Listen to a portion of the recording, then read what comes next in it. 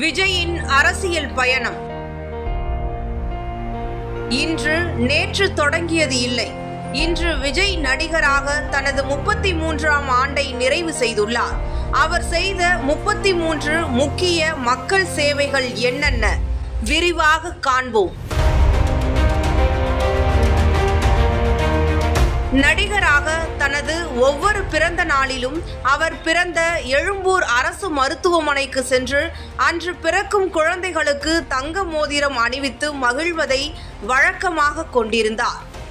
1998இல் தமிழ்நாட்டில் ஏற்பட்ட புயலால் பாதிக்கப்பட்ட மக்களுக்கு நிவாரணம் வழங்க அப்போது சென்னை மேயராக இருந்த தற்போதைய முதல்வர் மு.க. ஸ்டாலினிடம் 100 அரிசி மூட்டைகளை வழங்கினார்.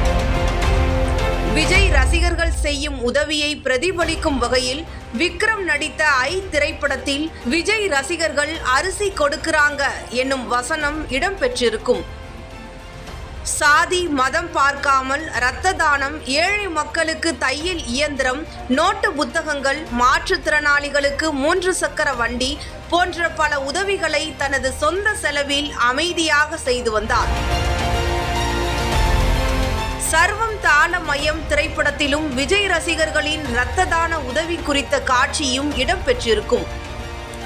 குஜராத் பூகம்பம், சுனாமி போன்ற பேரழிவுகள் ஏற்பட்ட போது அவர் தனிப்பட்ட நிதியுதவி செய்ததோடு மட்டுமல்லாமல் உண்டியலேந்தி தெரு தெருவாக சென்று நிதி திரட்டி மக்களுக்காக களத்தில் நின்றார்.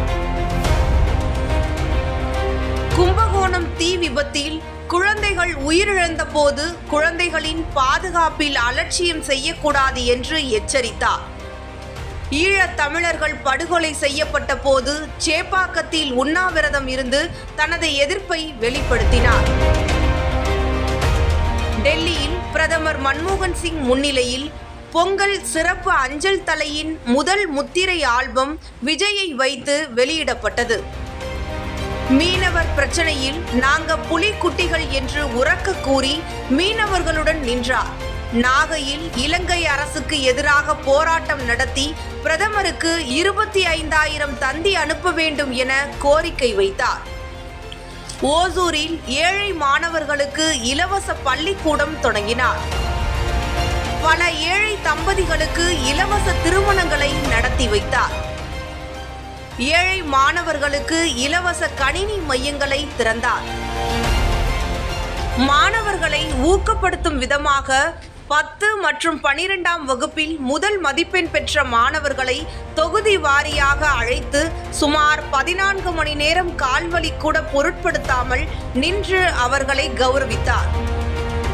ஜல்லிக்கட்டு போராட்டத்தின் போது முகத்தை மூடிக்கொண்டு ஒரு சாதாரண மனிதனாக மாணவர்களுடன் தரையில் அமர்ந்து போராட்டத்தில் பங்கேற்றது அவரது சமூக அக்கறைக்கு சான்று.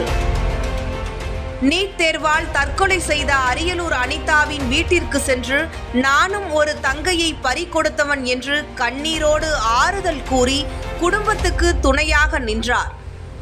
தூத்துக்குடி துப்பாக்கிச் சூட்டில் பாதிக்கப்பட்ட மக்களை சந்திக்க தடையை மீறி இரவு முழுவதும் பைக்கில் சென்று அவர்களின் வீடுகளில் தரையில் அமர்ந்து ஆறுதல் கூறினார்.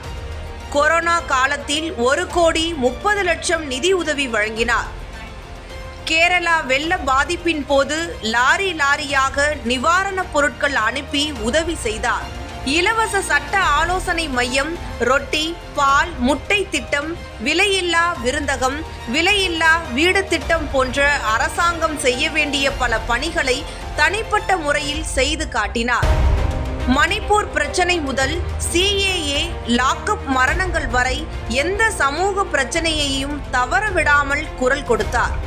பரந்தூர் விமான நிலையத்துக்கு எதிராக விவசாயிகளுடன் நின்றார். நாங்குநேரியில் சக மாணவர்களால் காயப்படுத்தப்பட்ட மாணவனை கௌரவப்படுத்தி நீ இன்னும் படிக்கணும், பெரியாரை படி, அம்பேத்கரை படி என்று ஊக்கமளித்தார். பெண்களின் பாதுகாப்பிற்காக அண்ணன் நான் இருக்கேன் என்ற கடிதத்தை மாணவிகளுக்கு எழுதி பலருக்கு உறுதுணையாக இருந்தார். ஜனநாயகத்தில் சாதாரண மக்களையும் பொறுப்புக்குள் கொண்டு வர ஆட்டோ ஓட்டுநர் முதல் மருத்துவர் வரை பலரை மாவட்ட செயலாளராக நியமித்தார். அண்ணா பல்கலைக்கழக மாணவி பாலியல் வன்கொடுமை சம்பவத்தை தொடர்ந்து மாநில ஆளுநர் RN ரவிக்கு சட்ட ஒழுங்கு, பெண்களின் பாதுகாப்பு, புயல் நிவாரணம் குறித்து மனு வழங்கினார். மதிப்பெண் பெற்றாலே விஜயை நேரில் சந்திக்கலாம் என்ற நம்பிக்கையை மாணவர்களிடையே உருவாக்கினார். புதுக்கோட்டை, பெரம்பலூர் போன்ற இடங்களில் நடந்த துப்பாக்கிச்சூடு விபத்துகளை பாதுகாப்பு நடவடிக்கைகளுக்கு அழுத்தம் கொடுத்தார். சாதி ஆணவ படுகொலைகளை தடுக்க தனி சட்டம் இயற்ற உச்சநீதிமன்றத்தில் வழக்கு தொடர்ந்தார் விஜய். எல்லோருக்குமான தலைவர் அம்பேத்கர் என புத்தக வெளியீட்டில் பங்கேற்று சமூக நீதி குறித்து வலுவான குரல் கொடுத்தார். 2G ஊழல் குறித்து கத்தி திரைப்படத்தில் வசனம் மூலம் நிலைப்பாடு வெளிப்படுத்தினார். மேலும் விவசாயிகளுக்காகவும் குரல் கொடுத்தார். மெர்சல் திரைப்படத்தில் GST வரி தொடர்பாக தனது கருத்தை துணிச்சலாக வெளிப்படுத்தினார். பண மதிப்பிழப்பு ஏற்பட்ட போது பலர் பிரதமர் மோடியை பாராட்டிய நேரத்தில் அதில் உள்ள பிரச்சனைகளை வெளிப்படையாக விளக்கினார். பல ஆண்டுகளாக சத்தம் இல்லாமல் செய்த உதவிகளும் மக்கள் பணியும் தான் இன்று தமிழக வெற்றி கழகம் என்ற பேர் இயக்கமாக மாறி ஒரு அரசியல் சக்தியாக விஜயை உருவெடுக்க வைத்துள்ளது.